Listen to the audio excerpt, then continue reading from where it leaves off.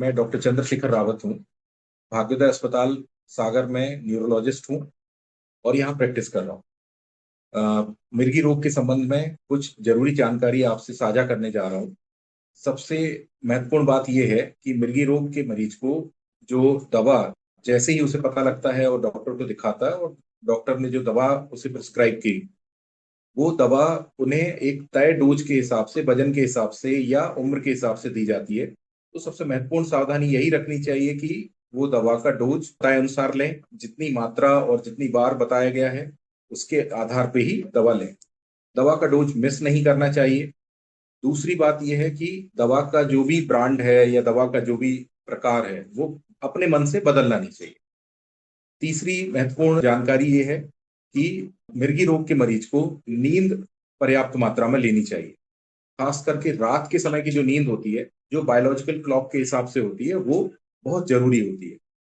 तीसरा, योगा, प्राणायाम और स्ट्रेस वाली चीजों से बचने के लिए जो डी स्ट्रेसर्स होते हैं वो सब उपयोग करने चाहिए, जिसमें योगा और प्राणायाम मुख्य है।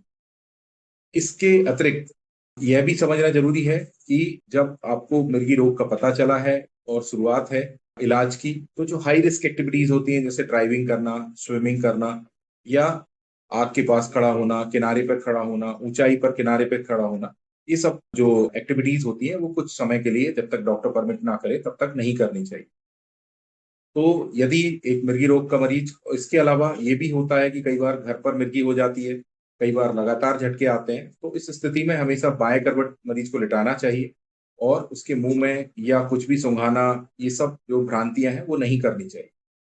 या लगातार दौरे पड़ रहे हैं तो डॉक्टर को तुरंत इमरजेंसी में जाके दिखाना चाहिए।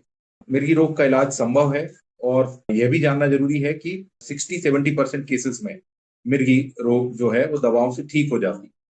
कुछ केसेस में सर्जरी जरूर करनी पड़ती है, बट अदरवाइज बाकी केसेस में तो ये दवाओं से ट्रीटेबल है। धन्यवाद।